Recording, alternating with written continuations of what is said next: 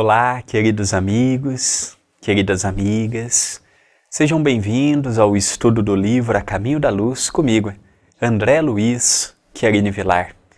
Que Jesus, o nosso Divino Mestre, que os bons espíritos possam me intuir para que eu seja fiel aos comentários deixados neste livro que para mim é uma verdadeira aula de história espiritual, que é o livro A Caminho da Luz de Emmanuel, pelas mãos de Francisco Cândido Xavier. Que todos nós possamos sair deste vídeo compreendendo um pouco mais a evolução que culminou em chegarmos até o ano em que estamos, até a época em que estamos. Hoje nós vamos encerrar o capítulo 19. O capítulo 19, as cruzadas e o fim da Idade Média. Serão 3 itens: renascimento, transmigração de povos e fim da Idade Média. Mais ou menos um item e meio nesse momento, um item e meio no próximo bloco. Então eu convido a todos a vermos sobre o renascimento, que é um tema apaixonante. Diz Emmanuel: a esse tempo opera-se um verdadeiro renascimento na vida intelectual dos povos mais evolvidos do mundo europeu. A universidade se constituía de 4 faculdades: teologia, medicina, direito e artes, reunindo milhares de inteligências ávidas de ensino, que seriam os grandes elementos de preparação do porvir. Rogério Bacon, franciscano inglês, notável pelos seus estudos e iniciativas, é um dos pontos culminantes dessa renascença espiritual. A Igreja, contudo, proibindo o exame e a livre opinião, prejudicou esse surto evolutivo, máxime no capítulo da medicina, que, desprezando a observação atenta de todos os fatos, se entregou à magia, com sérios prejuízos para as coletividades, favorecida pela necessidade dos panoramas imponentes do culto externo da religião e pela fortuna particular. A arquitetura foi a mais cultivada de todas as artes, em vista das grandes e numerosas construções então em voga. Com a influência indireta dos guias espirituais dos vários agrupamentos de povos, consolidam-se as expressões linguísticas de cada país, formando-se as grandes tradições literárias de cada região. Então aqui nós vemos o renascimento. Nós vemos que a Igreja tentou ao máximo que pôde manter o domínio dos assuntos, do rumo da intelectualidade, dos caminhos que estavam sendo percorridos pelas pessoas até então. Fala um pouquinho também a respeito de que cada região foi recebendo espíritos instruídos. Não estamos aqui falando espíritos moralizados, estamos aqui falando espíritos instruídos. Na arte da arquitetura, por exemplo, em que nós ficamos apaixonados quando vemos uma foto, por exemplo, quando vemos uma imagem, ou quando temos a oportunidade de ir pessoalmente a uma cidade como Paris, com todas aquelas construções com mais de 500 anos. Aquelas igrejas, aqueles monumentos, aqueles prédios naquela altura, com aquela cultura, com aquele conhecimento. Então tudo isso fascina os nossos olhos. Tudo isto chama-nos muito a atenção. Foi programado, não foi à toa. Naquela época, diz Emmanuel, que as universidades possuíam apenas 4 cursos: medicina, direito, teologia e artes. Então, teologia enveredava quem procurava o caminho do seminário. Direito, a questão da advocacia, da magistratura. Medicina era o pilar sanitário daqueles povos. E a arte, o que mais tarde culminou, por exemplo, com a reencarnação de grandes personagens como Leonardo da Vinci, Michelangelo, Paganini, Aleijadinho no Brasil, Mestre Ataíde aqui no Brasil e outros personagens mais que vieram em variadas épocas, gótico, barroco e assim sucessivamente. Não sou a pessoa mais estudada nesta parte de arte, mas eu admiro cada movimento, cada característica, cada pessoa instruída que veio naquele momento para mostrar para nós o belo, para mostrar para nós que não é só guerra, morte, domínio. Por exemplo, quando eu tenho a oportunidade de fazer as palestras em Portugal, eu acho, e aqui no Brasil também, nas cidades históricas de Minas, por exemplo, ou nas cidades antigas do nosso país, eu admiro muito as igrejas, por exemplo. As igrejas centenárias, as igrejas bicentenárias, com mais de 200, 300 anos, nós vemos como que podia, naquela época, sem qualquer conhecimento que se tem hoje, por exemplo, de arquitetura, de engenharia. Hoje, fazer um prédio tem estudos por detrás. Hoje, para fazer uma igreja, hoje para fazer um centro espírita de grandes proporções, hoje, não digo que se tornou mais fácil, mas hoje nós temos pessoas que estudam anos numa universidade para poder projetar. Naquela época, por mais que havia curso, como nós estamos vendo aqui, não se compara com os dias de hoje. Então é importante nós vermos este avanço. O segundo item que tocaremos dentre os 3 itens no programa de hoje, nós vamos começar ele agora, e se o tempo não permitir que encerremos agora, nós teremos o nosso intervalo e retornando do intervalo vamos dar continuidade. Agora nós vamos ver o item que Emmanuel coloca, transmigração de povos. É então que inúmeros mensageiros de Jesus, sob a sua orientação, iniciam largo trabalho de associação dos espíritos, de acordo com as tendências e afinidades, a fim de formarem as nações do futuro com a sua personalidade coletiva. A cada uma dessas nacionalidades seria cometida determinada missão no concerto dos povos futuros, segundo as determinações sábias do Cristo, erguendo-se as bases de um mundo novo, depois de tantos e tão continuados desastres da fraqueza humana.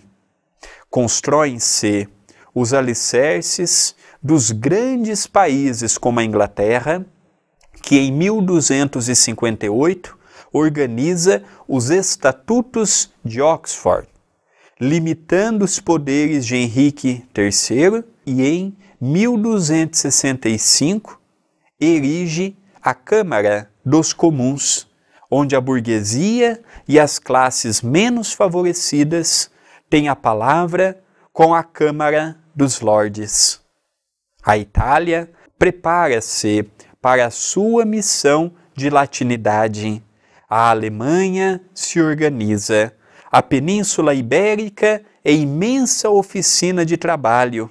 E a França ensaia os passos definitivos para a sabedoria e para a beleza.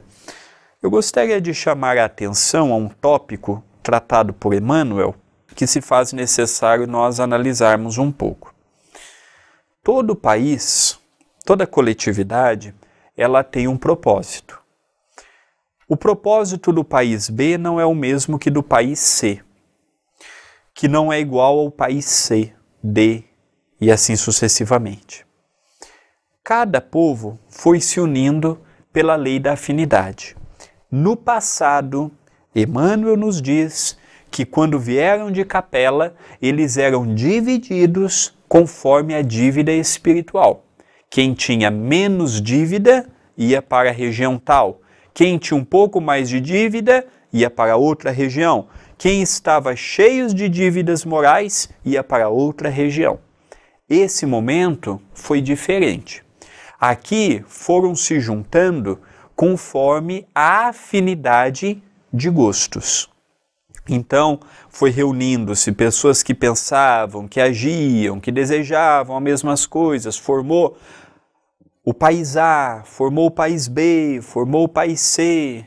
Então aqui ele dá o exemplo, por exemplo, em 1200 e pouco a Inglaterra já tinha uma constituição, já tinha uma universidade, já tinha um tratado, já tinha uma Câmara dos Comuns que permitia que aquela pessoa que não tinha poder econômico pudesse ter uma voz.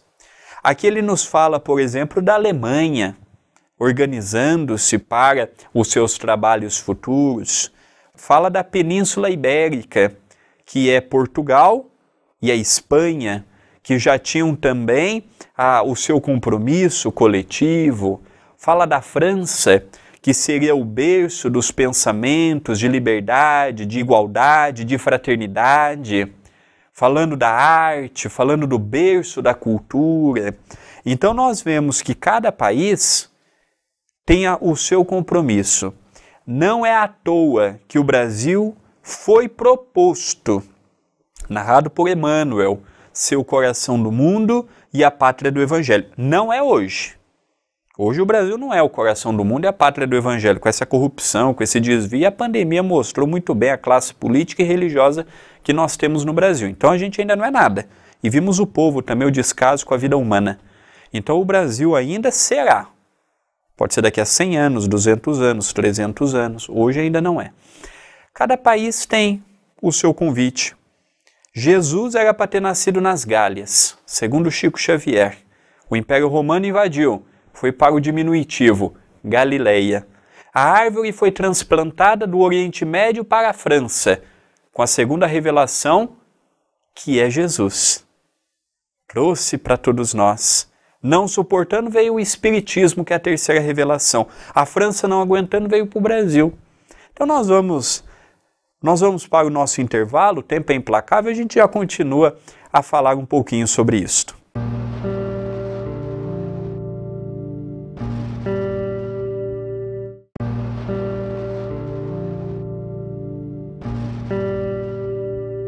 Voltamos com o programa Jesus e o Espiritismo. Então a primeira revelação com Moisés, a busca da terra prometida, a segunda revelação na Palestina, com a vinda da mensagem de Jesus, transplantada para a Europa, especialmente para a França, onde nós tivemos a oportunidade de ter Allan Kardec e os princípios inamovíveis do Espiritismo, e hoje o Brasil sendo convidado a soerguer esta árvore da bondade, do amor, esta árvore luminescente. Nós vamos agora ler o último parágrafo que compõe este item e ainda temos mais um item para vermos no programa de hoje.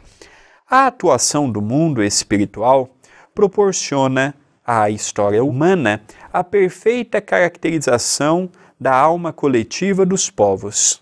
Como os indivíduos, as coletividades também voltam ao mundo pelo caminho da reencarnação.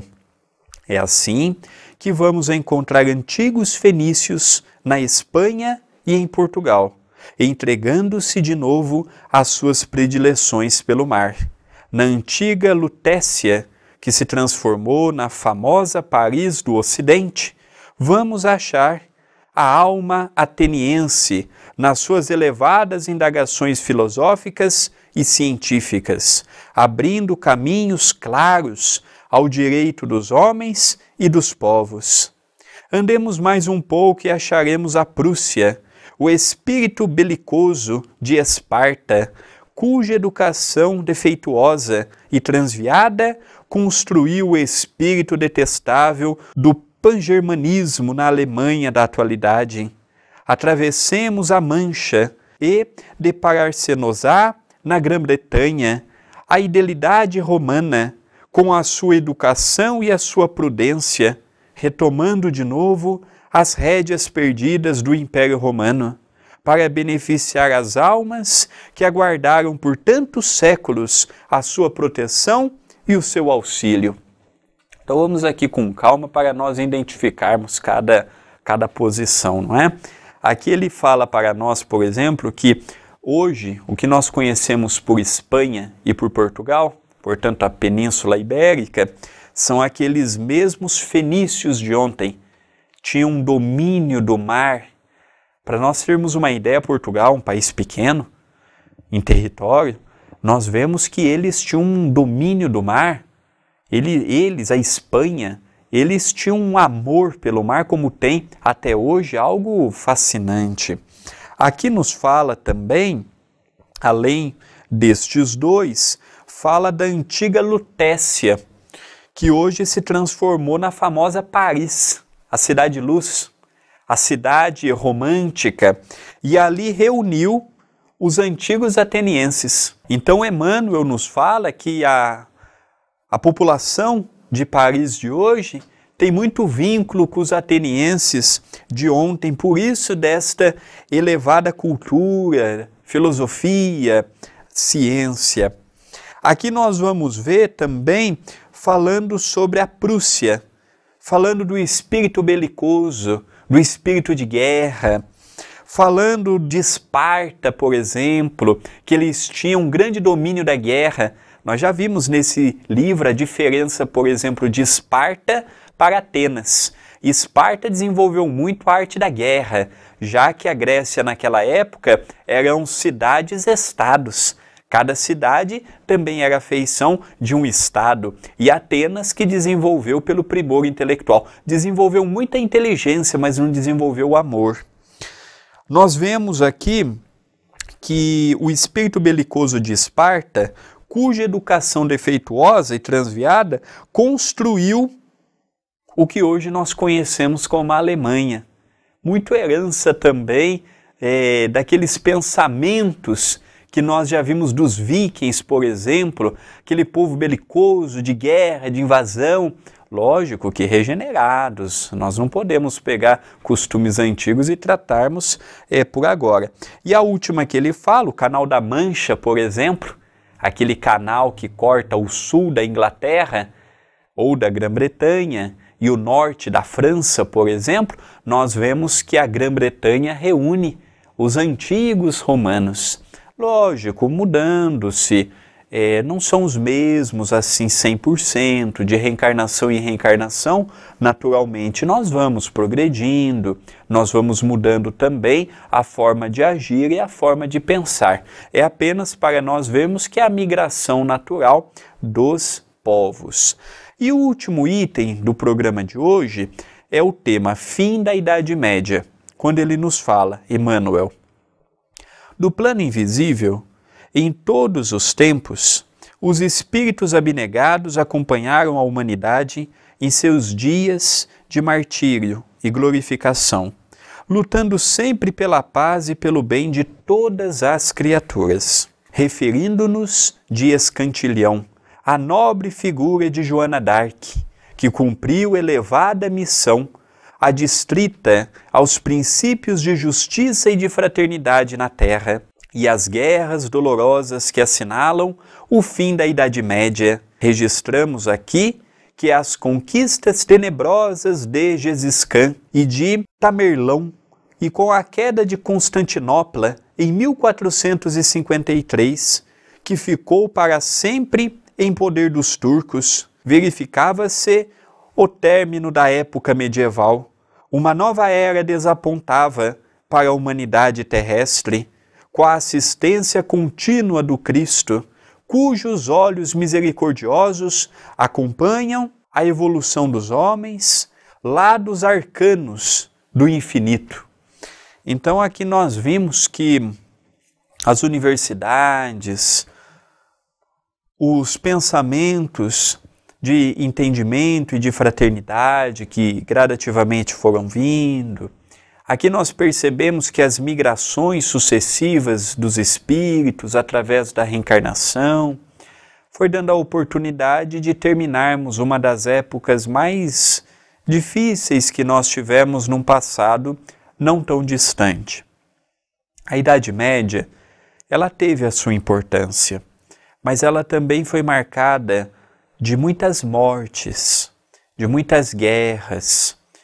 Ela foi marcada num predomínio do sangue, da intelectualidade que não teve um grande avanço, da religião que abusou e usurpou da população menos favorecida, o beneficiamento das cortes que naquela época viviam em abundância e o povo nada tinha. Então a Idade Média, ela ajudou a ter o comércio, ela ajudou a ter os países que hoje nós conhecemos, ajudou na fundação das universidades, ajudou em muitas coisas, mas em muitas outras deixou muito a desejar, principalmente o modo que a religião lidou nessa época. Emmanuel, ele não critica a Igreja Católica, nem tampouco desmerece o trabalho desta pioneira, desta vanguarda do cristianismo primitivo. Mas foi um alerta. O declínio moral, partindo das pessoas e chegando às instituições, nós na atualidade não estamos alheios. E eu vejo como uma advertência, uma época que não tem ainda 1000 anos que se passou. 1400 e pouco foi ontem.